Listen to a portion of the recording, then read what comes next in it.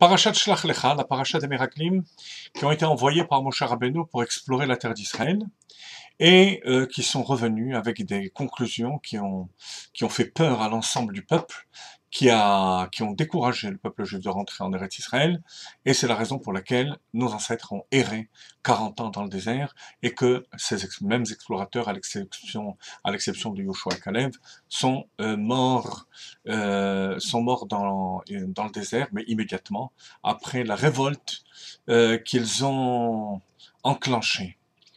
Et Rashi s'interroge de la juxtaposition de ce passage des explorateurs à celui de Myriam, qui avait été frappée par la lèpre, car elle avait médit sur Moshe Rabbeinu. Alors Rashi s'interroge, la manismecha, parashat Meraglim, le parashat Myriam, pourquoi cette juxtaposition? Les fiches l'acta à la eskediba, car Myriam a été frappée par la lèpre à cause de sa médisance, qui n'était pas méchante, qui était au contraire pour le bien de son frère, de Moshe Rabbeinu, parce qu'il s'était séparé de sa femme Tzipora, donc c'était pour son bien. Ces Reshaïm ont vu ce qui s'est passé et n'en ont pas tiré de leçon. Alors première chose, l'interrogation de Rashi peut nous paraître bizarre.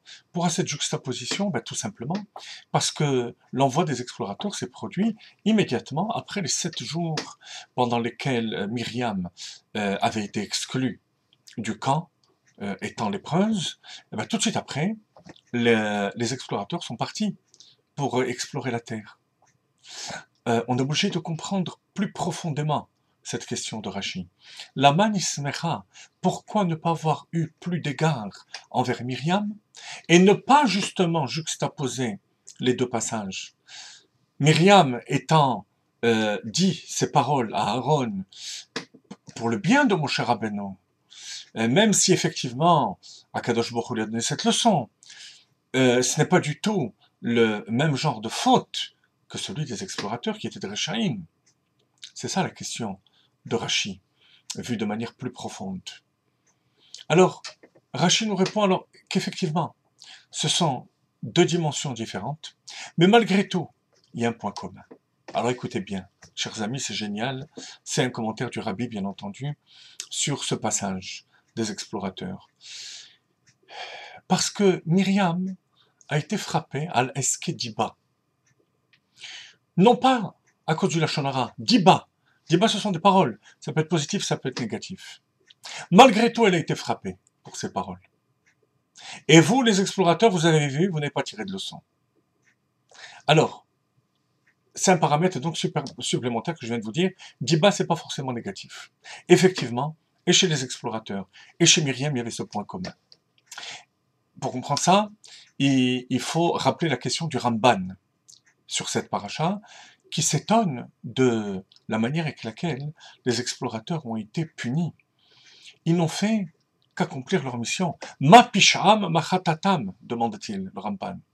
Quelle est leur faute? Ils ont décrit exactement la situation, telle qu'elle était.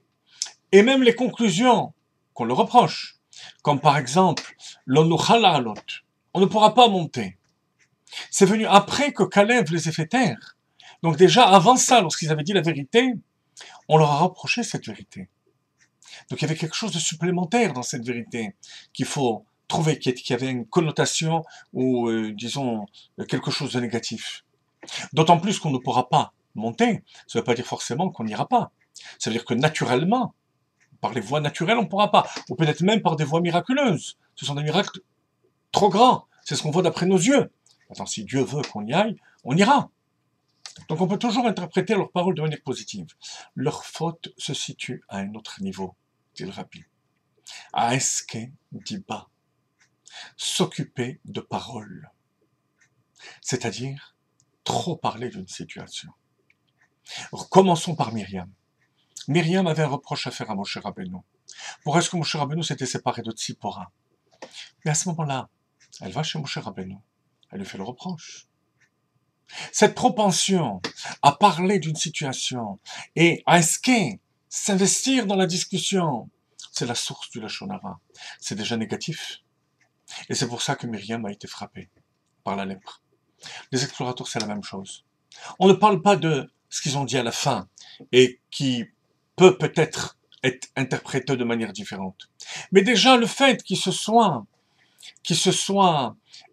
tellement dépensés en paroles par rapport à tout ce qu'ils ont dit, alors ils auraient pu le dire plus brièvement, de manière à ne pas faire peur au peuple, ou d'aller chez Moshe Rabbeinu, et lui dire, voilà, tu nous as demandé d'explorer la terre, voilà ce qui s'est passé.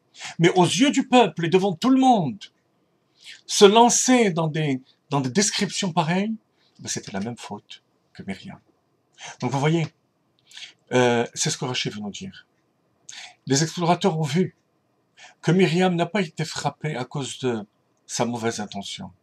Son intention était bonne. Eux, ils ont vu, alors c'est pas seulement qu'ils ont entendu, Rachid précise, ils ont vu ce qui s'est passé.